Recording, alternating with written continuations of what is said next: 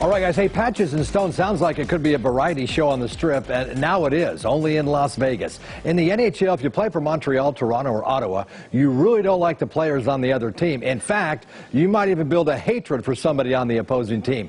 That Canadian pride runs deep, and when playing for one of those teams, it really does. So when Max Pacioretty, who played for Montreal, went up against Mark Stone, who played for Ottawa for all those years, there really was a no-lost love between them. I remember when we traded for Stoner, that was the first thing Patch said. Was like, man, you won't see two guys hate each other more than me and him, right?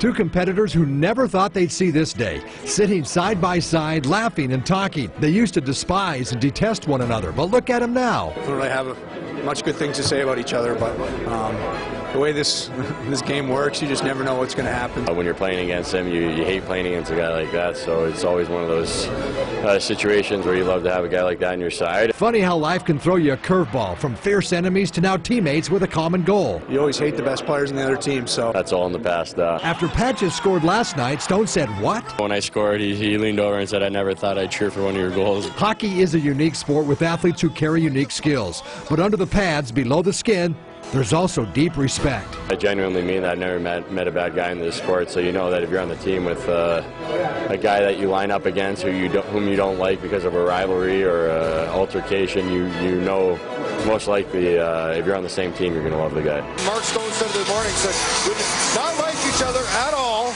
but now he sits next to me in the dressing room. And Hockey community is so small, so tight, and everyone's kind of grew up with the kind of same background. So a lot of the guys, the minute you play with them, you respect them, and you hear from other guys, you know, like if you play with this guy, if you had a drink, trust me, you'd love him. You're like, yeah, I don't care though, I'm playing against him. You know, and now the shoe's kind of on the other side. Their names are now side by side. Their friendship will grow. They're both knights. But there was a time when jousting would have made more sense. never in my wildest dreams did I think that him and I would be in a celebration together. All right, hey, and speaking of the Vegas Golden Knights, the team got an important win last night beating Dallas. It was a big boost for a team that had lost 3 in a row. They were 1-5-1 over the last 7. Back at practice today, though, at City National, getting ready for a big push at the end of the season. Now they got 18 games left. Look for a more focused and physical team on the ice.